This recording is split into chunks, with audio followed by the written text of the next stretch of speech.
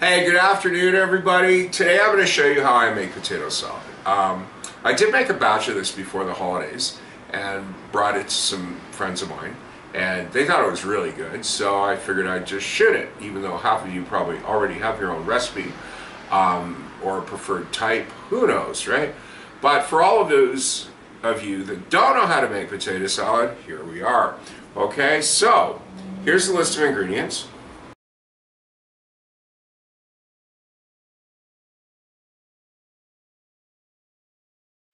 Turn on the scale. Oh, so now I know that the container weighs 400 grams. I always wanted to know that. Okay, so now I'm actually going to tear that out to 0. 1,334 grams, or 1,333. You do not have to start doing like the Die Hard movie with the potatoes, okay? That's a very old cultural reference that you may or may not laugh at. First thing to do is just slice up the potatoes, the cooked potatoes, into random chunks in a very, very large bowl, as you see I've got here. The pieces do not all have to be even, because they'll kind of break down when you cook or when you stir it. Peel the boiled eggs.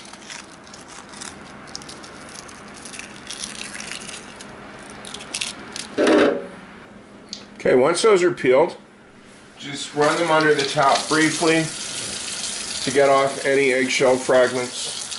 One of the compliments I got on this recipe is that how I do it is I rough chop the eggs, okay? And by rough, I mean really rough, just like that. Because what you might notice in some recipes is that they dice these up so fine that all you end up is having egg yolk cream on the potatoes instead of being able to detect any pieces. And since this is kind of going to really break up, just rough is what you want. You don't have to really worry about going into the fridge. And you don't have to clean your cutting board either, because everything you're cutting in here, provided it's been washed before, is going into the potato salad, which also saves a step.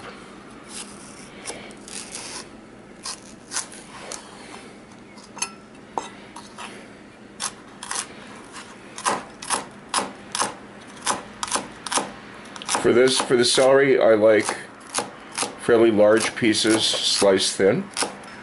Rinse and trim both ends off the green onions. Just an average chop with these is fine. How I put this together, you get a very fresh tasting salad that's got crunchy bits in it. Yeah, because it starts out crunchy. Even if you keep it in the fridge for a while, it will not get any mushier than the stuff you pay too much money for at the store. Okay, your cute little red pepper in strips, and then dice it like that. I have a jar of dill pickle chips here, which I kind of like because it saves some chopping. These are kind of rough to pack, so just put a couple more. It's potato salad, you know. Oh, sorry, that one was looking at me. This is a very rough chop. You want it to kind of match the texture of the salad. You don't want like a relish. I like getting the least amount of dishes dirty as possible. So I got a ½ cup from the pickles here, and I'm just gonna fill it twice. If you feel comfortable to eyeball it, go right ahead.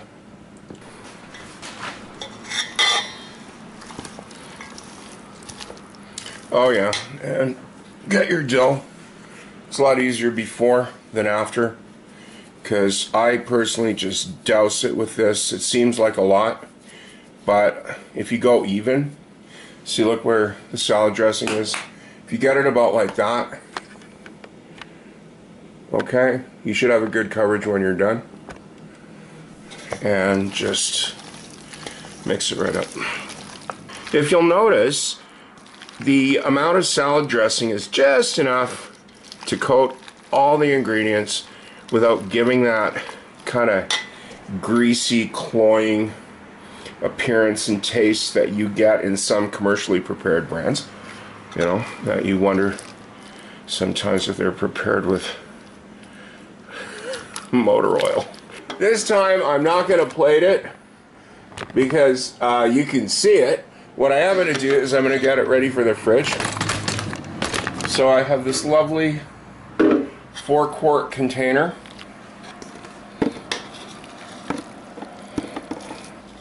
So let me just tamp that down. We'll see where we are. So here we have 2 quarts of top quality potato and egg salad.